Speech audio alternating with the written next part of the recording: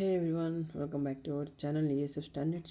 So in this lecture we're going to discuss about the important questions of microcontrollers and subject code BEC405A. So I think regular video ಇಂದ ಎಲ್ಲರೂ finish ಮಾಡಿದರೆ ಅನ್ಕೊಂಡಿದ್ದೀನಿ, means ಕೊಟ್ಟಿರೋ questions ಪ್ರತಿಯೊಬ್ಬರು. So regular video ನಿಮಗೆ PDF ಅಲ್ಲಿ upload ಆಗಿಬಿಟ್ಟಿದೆ.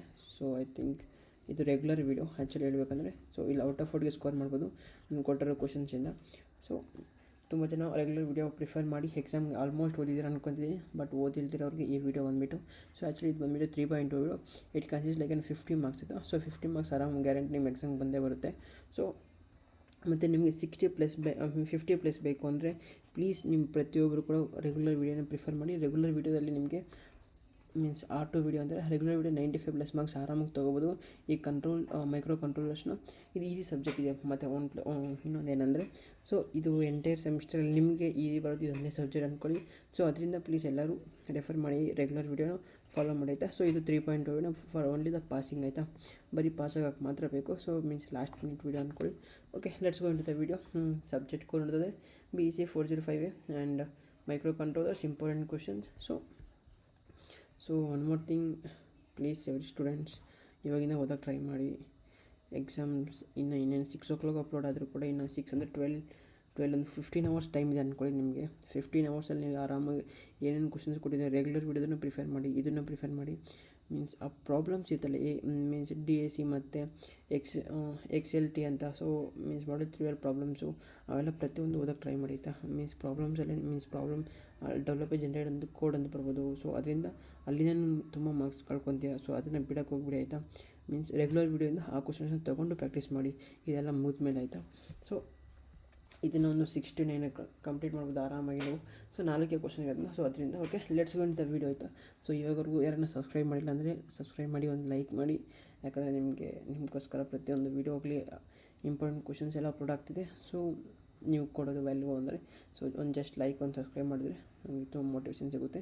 ಇದೇ ಥರ ನಿಮಗೆ ನೆಕ್ಸ್ಟ್ ಸಬ್ಜೆಕ್ಟ್ ಬಯಾಲಜಿ ಕೂಡ ವೀಡಿಯೋಸ್ ಅಪ್ಲೋಡ್ ಮಾಡ್ತಾ ಇರ್ತೀವಿ. ಸೊ ಅದರಿಂದ okay, let's go into the video ಆಯಿತಾ. So module 1 explain with the neat diagram of architecture of a feature and features of an 805 microcontroller. Very important questions. Explain the difference between microprocessor and microcontroller. Very important. The difference between CISC and RISC and architecture. So draw, explain interfacing of a diagram. 8051 microcontrollers with a 16 KB RAM ಅಂತ.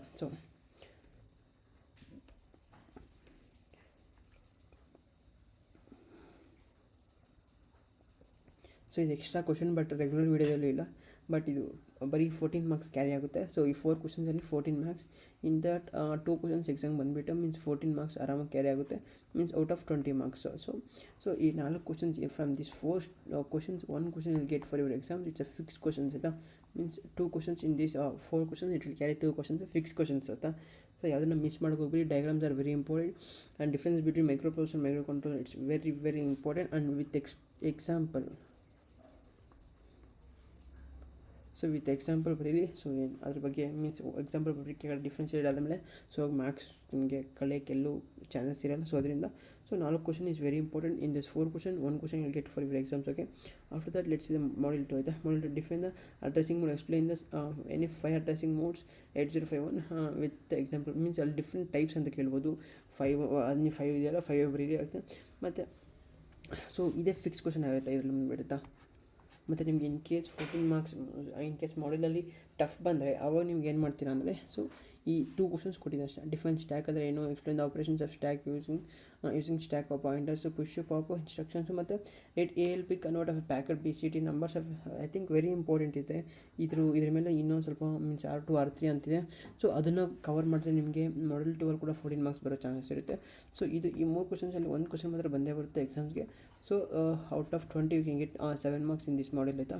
So module 2 ಆಯಿತಾ. So in this 3 question 1 question is fix for your exams. Okay, it carry like 7 marks easily from this module. Okay, so very very important. Addressing means different types of addressing means very very important ಆಯಿತಾ. So fix questions ಅದು ಮಾತ್ರ. So in this 3 question ಓದಕ್ಕೆ try ಮಾಡಿದ್ರೆ 3 question ಒಂದು ಬರುತ್ತೆ. So very important ಆಗಿರುತ್ತೆ ಆಯಿತಾ. So ಯಾಕಂದರೆ 12 ಕ್ವಶನ್ಸ್ ಏನಕ್ಕೆ ಬರ್ತಿದೆ ಅಂದರೆ ಮೀನ್ಸ್ ತುಂಬ ಸರಿ ಇದು ಏನಾಗುತ್ತೆ ಅಂದರೆ ಇದೇ ಟಾಪಿಕ್ ಮೇಲೆ ಕೇಳಿದ್ದಾರೆ. ಸೊ ಅದರಿಂದ ನಿಮಗೆ 14 ಮಾರ್ಕ್ಸ್ ಯಾವ ಕಡೆಯಿಂದನೂ ಬಂದುಬಿಡಲಿ ಅಂತ ನಾನು ಹಾಕಿರೋದು ಈ ವಿಡಿಯೋ ಕೂಡ ಆಯಿತಾ. ಸೊ ಓದೋಕ್ಕೆ ಟೈಮ್ ಐತೆ. ಮಾಡ್ಯೂಲ್ 3 ನೋಡೋಣ. ಸೊ ಮಾಡ್ಯೂಲ್ 3ಗೆ ಹೋಗೋಕ್ಕಿಂತ ಮುಂಚೆ ಯಾರನ್ನ ಒಂದು ಲೈಕ್ ಮಾಡಿ, ಒಂದು ಸಬ್ಸ್ಕ್ರೈಬ್ ಮಾಡಿ. ಅಂದರೆ ನಿಮ್ದು U H P marks comment ಮಾಡಿ ಎಷ್ಟು ಬಂದಿದೆ ಅಂತ. ಓಕೆನಾ, ಲೆಟ್ಸ್ ಸಿ ದ ಮಾಡ್ಯೂಲ್ 3 ಆಯಿತಾ. ಸೊ ಮಾಡ್ಯೂಲ್ 3 ನೋಡೋಣ. So explain the TMOD register with bit force structure very important. ಆಮೇಲೆ ನೆಕ್ಸ್ಟ್ ಬಂದುಬಿಟ್ಟು ಮತ್ತು with neat diagram list analysis the bit contents TMOD and TCON registers explain with the both structure. Very important question ಐತೆ. With the neat diagram explain the different steps of an program timer 0 and mode 1 ಮತ್ತು explain the timer of mode 1 and mode 2 operations very important ಆಗುತ್ತೆ. Explain the RS232 and serial communication using the 8051 microcontrollers with DB9 pin connector ಆಯಿತಾ. write an ALP generate after time delay. So 10 ms using the means 10 seconds means 10 microseconds ಅನಿಸುತ್ತೆ. in mode 1 operations which crystal frequency of 11.01 microhertz ಅಂತಿದೆ. So very important ಆಗುತ್ತೆ. So in this ಏನು questions ಇಲ್ಲ means 1 question ಜಾಸ್ತಿ ಆಗಿದೆ. 5 ಕ್ವಶನ್ಸಲ್ಲಿ 6 question ಮಾತ್ರ ಕೊಟ್ಟಿದ್ದೀನಿ. ಸೊ ಇಟ್ಸ್ ಓಕೆ, ಪ್ರತಿಯೊಬ್ಬರು ಮ್ಯಾನೇಜ್ ಮಾಡ್ಕೊತೀರ ಅನ್ಕೊತಿದ್ದೀನಿ. ಸೊ ವೆರಿ ಇಂಪಾರ್ಟೆಂಟ್ ಆಗಿರುತ್ತೆ. So in this 6 question you will carry like 14 marks easily. So ಈ 14 ಮಾರ್ಕ್ಸ್ ಈಸಿಯಾಗಿ ಕ್ಯಾರಿ ಆಗುತ್ತೆ. ಸೊ 14 ಮಾರ್ಕ್ಸ್ ಔಟ್ ಆಫ್ 20 ಈಸಿಯಾಗಿ ತೊಗೋಬೋದು. ಸೊ ಒನ್ ಮೋರ್ ಥಿಂಗ್, ನೀವು ಏನು ಬೇರೆ ಚಾನಲ್ಸ್ ಆಗಲಿ ಬೇರೆ ಎಲ್ಲನ್ನಾಗಲಿ ನನ್ನ ಕಂಪ್ಲೀಟ್ ಎಂಟೈರ್ ಎಕ್ಸ್ಪೀರಿಯನ್ಸಿಂದ ಹೇಳ್ತಾ ಇದ್ದೀನಿ. ಪರ್ ಮಾಡೆಲ್ಗೆ 5 ಕ್ವಶನ್ಸ್ ಕೊಟ್ಬಿಟ್ಟು ಇರೋ ಸಬ್ಜೆಕ್ಟು ಇದೆ ಮೀನ್ಸ್ ಔಟ್ ಆಫ್ ಔಟ್ ತೊಗೊಳಕ್ಕೆ. ಬಟ್ ಇನ್ನೂ ಸ್ವಲ್ಪ ಸಬ್ಜೆಕ್ಟ್ಸು ಇದ್ದಾವೆ, ಅದರಲ್ಲಿ 6 ಕ್ವಶನ್ಸ್ ಕೊಟ್ಟರು ಕೂಡ ಒಂದೇ ಕ್ವಶನ್ ಬರುತ್ತೆ. ಸೊ ಅದರಿಂದ ಹೇಳ್ತಿದ್ದೀನಿ, ಪ್ಲೀಸ್ ಎವ್ರಿ ಒನ್ ನಾನೇನು ಕ್ವಶನ್ಸ್ ಕೊಟ್ಟಿದ್ದೀನಿ ಅಷ್ಟು ಫಾಲೋ ಮಾಡೋಕ್ಕೆ ಟ್ರೈ ಮಾಡಿ ಎಕ್ಸಾಮ್ಗೆ ಆಯಿತಾ. ಯಾವುದೋ ಒಂದು ಕ್ವಶನ್ ಬಿಡಕ್ಕೆ ಹೋಗ್ಬೇಡಿ, ಯಾಕಂದರೆ ಆ ಒಂದು ಮೂಲದಲ್ಲಿರೋ ಕ್ವಶನ್ಸೇ ನಿಮಗೆ ಎಕ್ಸಾಮ್ ಬರೋ ಚಾನ್ಸ್ ತುಂಬ ಇರುತ್ತೆ. So please read this 6 questions ಅಂತ ಹೇಳ್ತೀನಿ ಆಯಿತಾ. ಹೇಳ್ತೀನಿ ನಿಮಗೆ ಪ್ರತಿಯೊಂದು ಕೂಡ ಆಯಿತಾ. ಸೊ 6 ಕ್ವಶನ್ಸ್ ಇದರಲ್ಲಿ ಕೊಟ್ಟಿದ್ದೀನಿ. ಸೊ ಅಂಡರ್ಸ್ಟ್ಯಾಂಡ್ ಮಾಡ್ಕೊಳ್ಳಿ, ಯಾಕಂದರೆ ನಿಮಗೆ 14 ಮಾರ್ಕ್ಸ್ ಬೇಕೇ ಬೇಕಲ್ರೋ ಅದರಿಂದ ಆಯಿತಾ. ಸೊ ಇದರಲ್ಲಿ ಈ 3 ಕ್ವಶನ್ಸ್ ಫಸ್ಟ್ ಕ್ವಶನ್ಸ್ಗೆ ಕನ್ಸಿಸ್ಟ್ ಮಾಡುತ್ತೆ, ಎಂತಕ್ಕಂದರೆ ತುಂಬ ಆ ಥರ ಆ ಟಾಪಿಕ್ಕೇ ಹಂಗಿದೆ ಅದರಿಂದ ಆಯಿತಾ. ಸೊ ಅಂಡರ್ಸ್ಟ್ಯಾಂಡ್ ಎವ್ರಿ ಒನ್ ಇದೆ. ಸೊ ಮಾಡ್ಯೂಲ್ 4 ಹೋಗೋಣ. ಸೊ ಮಾಡ್ಯೂಲ್ 3ಯಲ್ಲಿ ನಿಮಗೆ 14 ಮಾರ್ಕ್ಸ್ ಆರಾಮ್ ಬಂದುಬಿಡುತ್ತೆ ಔಟ್ ಆಫ್ 20. ಸೊ ಈಸಿಯಾಗಿ ಸ್ಕೋರ್ ಮಾಡ್ಬೋದು ನೀವು ಆಯಿತಾ. ನೆಕ್ಸ್ಟ್ ಮಾಡ್ಯೂಲ್ 4 ಆಯಿತಾ. Module 4 explain with the following. Interrupt ಅಂದರೆ ಏನು, interrupt service of run routine ಅಂದ್ರೇನು, ಮತ್ತು interrupt vector table very important question ಆಗಿರುತ್ತೆ. Explain the structure of interrupt priority and register and interrupt enable register very important. Define the interrupt and list steps of involved in the existing of interrupt very important questions. So ಈ 3 ಕ್ವಶನ್ಸಿಂದ ಏನಿದೆಯಲ್ಲ ಆ 3 ಕ್ವಶನ್ಸಿಂದ ಒಂದು question ಮತ್ತು exam ಬಂದೇ ಬರುತ್ತೆ. So in this 3 question very important ಆಯಿತಾ. Explain the interrupt vector table ಈ 8051 micro controls very important question ಆಯಿತಾ. Explain the steps involved in the programming serial communication interrupts. Explain how multiple interrupts of handle 8051 microcontrollers. ತುಂಬ very important questions ಆಯಿತು ಇವೆಲ್ಲ. So in the 6 questions ಇದೆಯಲ್ಲ 6 ಕ್ವಶನ್ಸಲ್ಲಿ I can definitely tell you can get 14 marks in this exams ಆಯಿತಾ. Out of 20 you can get easily 14 marks ಆಯಿತಾ. 2 questions from 6 questions 2 questions ಮಾತ್ರ exam ಬಂದೇ ಬರುತ್ತೆ. ಸೊ ಯಾರೋ ಮಿಸ್ ಮಾಡೋಕೆ ಹೋಗ್ಬಿಡಿ. 2 ಕ್ವಶನ್ಸ್ ಅಂತ ಫಿಕ್ಸ್ ಕ್ವಶನ್ಸ್ ಆಗಿರ್ತದೆ ಆಯಿತಾ. ಸೊ ಮಾಡ್ಯೂಲ್ 5 ಹೋಗೋಣ ಇವಾಗ ಆಯಿತಾ. ಮಾಡ್ಯೂಲ್ 5 ಹೋಗಿ ನಾನು ಮುಂಚೆ ಇದು ಆನ್ಸರ್ಸ್ ನೀವು ತುಂಬ ಜನ ಬರೆದಿದ್ದೀರಾ, ಮೀನ್ಸ್ ನಮ್ಗೆ ಅಪ್ಲೋಡ್ ಮಾಡೋ ಟೈಮಿಲ್ಲ answers. But one more thing, ಇಲ್ಲಿ ನೋಡ್ಬೋದು ನೀವು ಆನ್ಸರ್ಸ್ ಏನಿದೆ ಅಂದರೆ ಸಿಮಿಲರ್ ಆನ್ಸರ್ಸ್ ಮೀನ್ಸ್ ಸಿಮಿಲರ್ ಅಂದರೆ ಯಾವುದೇ ಆನ್ಸರ್ಸೇ ಬಟ್ ಮಾಡ್ಯೂಲ್ಸು ಪ್ರತಿಯೊಂದು ಕೂಡ ಅಪ್ಲೋಡ್ ಮಾಡಿದ್ದೀವಿ. So some of the students send me, ಅದರಿಂದ ಹೆಲ್ಪ್ ಆಗುತ್ತೆ ಅಂತ ಪ್ರತಿಯೊಬ್ಬರಿಗೂ. ಸೊ ವಾಟ್ಸಪ್ ಗ್ರೂಪಲ್ಲಿ ಟೆಲಿಗ್ರಾಮ್ ಗ್ರೂಪಲ್ಲಿ ಹಾಕಬೇಕಂದ್ರೆ ಒಂದು ಜಸ್ಟ್ ಕಮೆಂಟ್ ಮಾಡಿ ಹಾಕ್ತೀನಿ. ಇದನ್ನು ಕೂಡ ಈ ನೋಟ್ಸಸ್ ಏನಿದೆಯಲ್ಲ ಇದು ಪ್ರತಿಯೊಂದು ಕೂಡ ನಾನು ಪ್ರಿಪೇರ್ ಮಾಡಿದರೆ ಒಂದೇ PDF ಇರ್ತಿತ್ತು, ಯಾಕಂದರೆ ಕಂಪ್ಲೀಟ್ ನೋಟ್ಸ್ ಎಲ್ಲ ಅಲ್ಲೇ ಅಪ್ಲೋಡ್ ಮಾಡ್ತಿದ್ವಿ.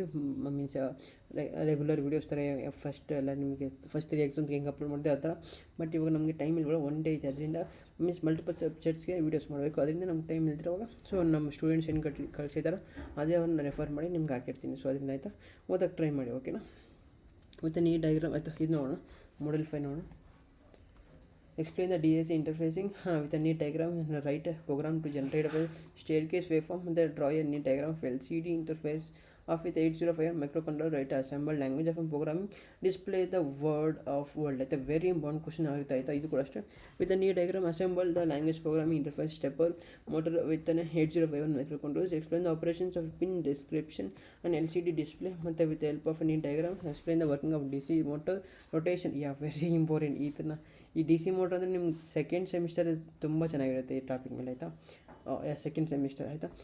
Clock wise and counter clockwise of direction using the H bridge connection. Very easy question, ತುಂಬ ಇಷ್ಟ ಆಗೋ ಕ್ವಶನ್ಸ್ ಪ್ರತಿಯೊಬ್ಬರಿಗೂ ಅಷ್ಟೇ. ಜಿ ಸಿ ಮೋಟ್ರ್ ಮೇಲೆ ಆಯಿತಾ.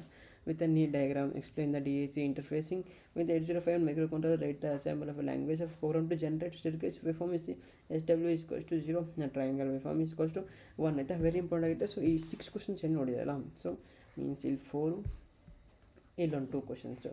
ಸೊ ಇನ್ 6 ಕ್ವಶನ್ಸಲ್ಲಿ ನಿಮಗೆ ಅಟ್ಲೀಸ್ಟ್ ಒಂದು 2 ಕ್ವಶನ್ಸ್ ಎಕ್ಸಾಮ್ ಬಂದೇ ಬರುತ್ತೆ. ಸೊ ಒನ್ ಮೋರ್ ಟೈಮ್ ಇದು 2 ಕ್ವಶನ್ಸ್ ಅಲ್ಲ, ಇದು 3 ಕ್ವಶನ್ಸ್ ಬರುತ್ತೆ. So you can get 3 out of 3 questions like 20 out of 20 marks in your exams ಆಯಿತಾ. ಸೊ ಇದು Model 5 ಬಂದುಬಿಟ್ಟು ಕಂಪ್ಲೀಟ್ ರೆಗ್ಯುಲರ್ ವೀಡಿಯೋಯಿಂದಲೇ ತೊಗೊಂಡಿರೋದು. ವೈ ಬಿಕಾಸ್ ನಿಮ್ಗೆ 20 ಔಟ್ ಆಫ್ 21 ಮಾಡಲನ್ನು ಇರಬೇಕು. ಸೊ ಅದರಿಂದ ಆಯಿತಾ. ಸೊ ಓದಕ್ಕೆ ಟ್ರೈ ಮಾಡೋದು. ಬರೀ 6 ಕ್ವಶನ್ಸ್ ಅಷ್ಟೇ ತಾನೇ ಇರೋದು. ಮತ್ತು ರೆಗ್ಯುಲರ್ ವೀಡಿಯೋ ಅಂದರೆ ರೆಗ್ಯುಲರ್ ವೀಡಿಯೋಯಿಂದ ಸ್ವಲ್ಪ ಕ್ವಶನ್ಸ್ ರಿಮೂವ್ ಮಾಡಿದ್ದೀನಿ. ರಿಮೂವ್ ಮಾಡಿ ನಿಮಗೆ ತುಂಬ ಅನಲೈಸ್ ಮಾಡಿ ಕೊಟ್ಟಿರೋ ಕ್ವಶನ್ಸ್ ಇದೆ. 6 ಕ್ವಶನ್ಸ್ ಇದೆಲ್ಲ. ಸೊ ಆ 6 ಕ್ವಶನ್ಸ್ ಓದಿದ್ರೆ ಸಾಕು ನಿಮಗೆ 20 ಔಟ್ ಆಫ್ 20 Model 5ಇಂದ ಬಂದುಬಿಡುತ್ತೆ. ಸೊ Model 4ಅಲ್ಲಿ ನಿಮಗೆ 14 ಮಾರ್ಕ್ಸ್ ಬಂದುಬಿಡುತ್ತೋ, 14 ಮಾರ್ಕ್ಸು. ಮತ್ತು Model 3ಅಲ್ಲಿ 14 ಮಾರ್ಕ್ಸ್ ಬಂದುಬಿಡುತ್ತೆ. Model 2ಅಲ್ಲಿ 7 marks. Model 1ಅಲ್ಲಿ 14 ಮಾರ್ಕ್ಸ್ ಆಗಿರುತ್ತೆ. ಸೊ ಆರಾಮಾಗಿ ಎಕ್ಸಾಮ್ಗೆ ಏನಿದೆ ಅದು ರೆಫರ್ ಮಾಡಿಕೊಂಡು ಚೆನ್ನಾಗಿ ಓದಿ ಎಕ್ಸಾಮ್ಸ್ಗೆ ಆಯಿತಾ. ಯಾರೂ ಫೇಲ್ ಆಗಬಾರ್ದು. ಒನ್ ಮೋರ್ ಥಿಂಗ್, ನನಗೆ ತುಂಬ ಬೇಜಾರಾಗಿದೆ ಅಂದರೆ ಓದ್ ಎಕ್ಸಾಮು UHಕ್ಕಿಂತ ಅದಕ್ಕಿಂತ ಮುಂಚೆ ಇದ್ದಿದ್ದು ಎಕ್ಸಾಮು. ಸೊ ಪ್ರತಿಯೊಬ್ಬರು ಡಿಫಿಕಲ್ಟ್ ಅಂತ ಹಾಕಿದ್ದೀರಿ. ಐ ಡೋಂಟ್ ನೋ ಆಯಿತಾ. ನಿಮ್ಗೆ ಏನು 3 ಪಾಯಿಂಟ್ ವಿಡಿಯೋ ಬಂದಿದ್ದು ಅದರಿಂದನೇ ಬಂದಿತ್ತು ಪ್ರತಿಯೊಂದು ಕ್ವಶನು ಅಷ್ಟೇ. ನಿಮಗೂ ಅಷ್ಟೇ ಮತ್ತು ಡೇಟಾಬೇಸ್ ಮ್ಯಾನೇಜ್ಮೆಂಟವ್ರಿಗೂ ಅಷ್ಟೇ. ಬಟ್ ಡಿಫಿಕಲ್ಟ್ ಎಂತಕ್ಕೆ ಅನ್ನಿಸ್ತು ಅಂತ ಗೊತ್ತಿಲ್ಲ. ನಿಮಗೆ ಹಾಲಿಡೇಸ್ ಕೂಡ ಇತ್ತು, ಮೀನ್ಸ್ 3-4 ಡೇಸ್. ಬಟ್ ಆದರೂ ಎಂತಕ್ಕೆ ಓದಿಲ್ಲ ನೀವು ಹೇಳಿ. ಒಂದು ದಿವಸ ಇದೆ ಮೀನ್ಸ್ ನಾನು ಒಂದು ಹೇಳೋದು, ರಿಸಲ್ಟ್ ದಿವಸ ಎಲ್ಲ FF ಅಂತ ಬರಬಾರ್ದು ಯಾರ್ದು, ಎಲ್ಲರದ್ದು ಪಿ ಅಂತಲೇ ಬರಬೇಕು ಪಾಸ್ ಅಂತ ಪ್ರತಿ ಸಬ್ಜೆಕ್ಟಿಂದ. ಸೊ ಅದರಿಂದ ನಾವು ಇಷ್ಟೊಂದು ವೀಡಿಯೋ ಮಾಡ್ತಿದ್ದೀವಿ. So please every one pass ಮಾಡೋಕ್ಕೆ ಟ್ರೈ ಮಾಡಿ ಪ್ರತಿಯೊಂದು ಸಬ್ಜೆಕ್ಟು ಅಷ್ಟೇ. ರಿಸಲ್ಟ್ ದಿವಸ ಆರಾಮಾಗಿ ಕಾಮಾಗಿರಬೇಕು ಅಂದರೆ ಫಾರ್ ನೆಕ್ಸ್ಟ್ ಸೆಮಿಸ್ಟರ್ಗೆ ಹೋಗಬೇಕು ಅಂದರೆ ಇವಾಗ ಹಾರ್ಡ್ ವರ್ಕ್ ಪಡಲೇಬೇಕು. ಸೊ ಪ್ರತಿಯೊಬ್ಬರು ಹಾರ್ಡ್ ವರ್ಕ್ ಮಾಡ್ತೀರಾ ಅಂದ್ಕೊತಿದ್ದೀನಿ. Thank you for watching till now. ವರ್ಡ್ಸ್ಗೆ ಸ್ವಲ್ಪ ರೆಸ್ಪೆಕ್ಟ್ ಕೊಟ್ಟು ಓದಿ ಆಯಿತಾ. ಎಕ್ಸಾಮ್ ನಾಳೆ ಆದಮೇಲೆ ನಮಗೆ ಖುಷಿ ಆಗುತ್ತೆ, ಸರ್ ಎಕ್ಸಾಮಲ್ಲಿ ಪಾಸ್ ಆಗಿದ್ದೀನಿ ಅಂದರೆ. So thank you for watching ಆಯಿತಾ. ಸಬ್ಸ್ಕ್ರೈಬ್ ಮಾಡಿ, ಲೈಕ್ ಮಾಡಿ ಆಯಿತಾ. Thank you.